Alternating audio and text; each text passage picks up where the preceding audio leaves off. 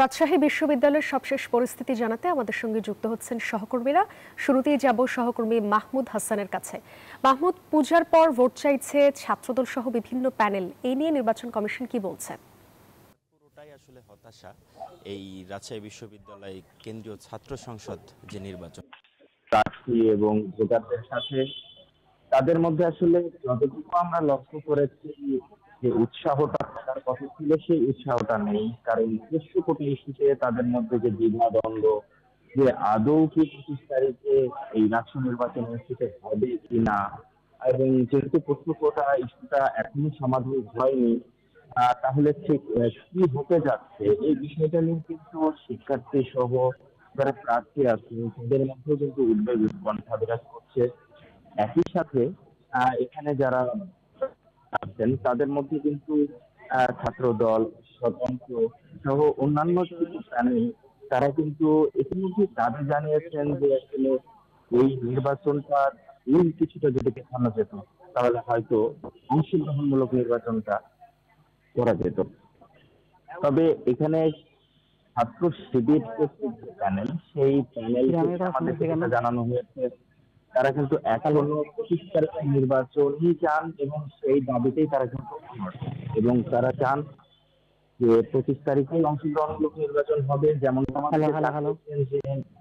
যে অপপ্রচার চালানো হচ্ছে যে শিক্ষার্থীরা বিশ্ববিদ্যালয় ছেড়ে গেছেন, হল ছেড়ে গেছেন, আসলে এটা সত্য নয়। এই বিষয়টা কিন্তু তারা আমাদের বলছেন বারবার যে শিক্ষার্থীরা আছেন এবং যারা গেছেন এর মধ্যে তারা কিন্তু কথা দিয়েছেন যে নির্বাচনের আগ মুহূর্তে তারা এসে হলেও এই রাষ্ট্র নির্বাচনে ভোট দেবেন এবং অংশগ্রহণ করবেন এবং প্রতিনিধি নির্বাচন করবেন।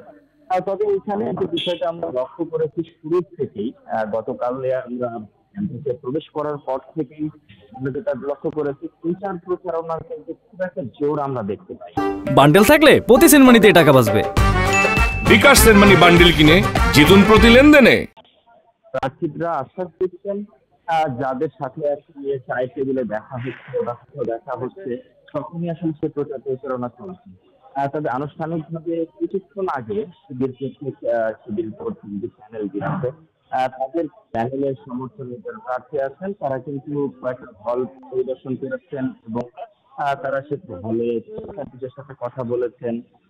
তারা এখানেই ছিলেন, কিছুক্ষণ আগ পর্যন্ত এখানে ছিলেন। আরেকটি গুরুত্বপূর্ণ বিষয় যে কিন্তু নির্বাচন কমিশনের সভা চলছে। নির্বাচন আদৌ পিছানো হবে নাকি নির্ধারিত তারিখেই হবে সেই বিষয়টা আসলে নির্ধারণ করবেন কমিশন। তারপরে একটা আনুষ্ঠানিক ব্রিফিং করে সেটা জানাবেন প্রধান নির্বাচন কমিশনার।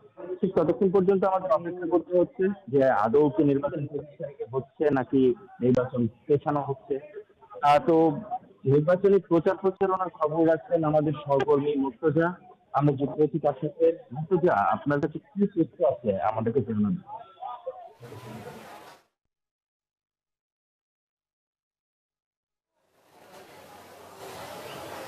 মাহমুদ, গত কয়েকদিন থেকে কিন্তু ঢিলে ঢালা প্রচার প্রচারণা। প্রার্থীরা মূলত উদ্বিগ্ন, কারণ নির্বাচন নির্ধারিত সময়ে হবে কি হবে না সেই আশঙ্কায় তারা রয়েছেন।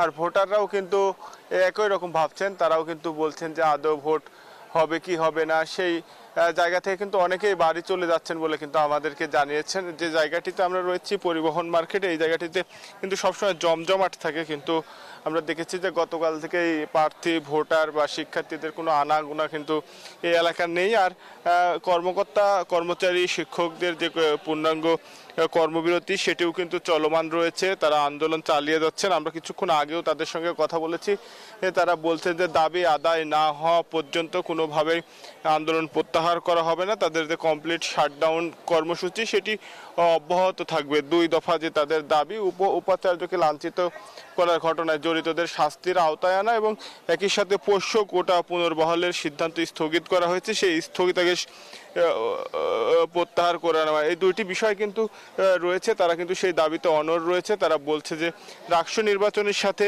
তাদের কোনো সম্পর্ক না থাকলেও তারা তাদের কর্মসূচি প্রত্যাহার করবেন না।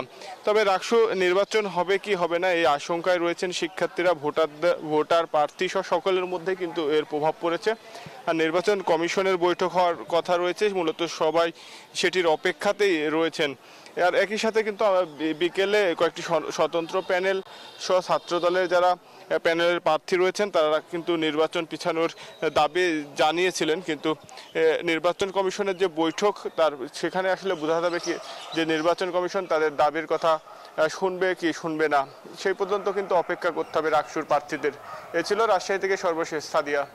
মর্তুজা, ধন্যবাদ আপনাকে।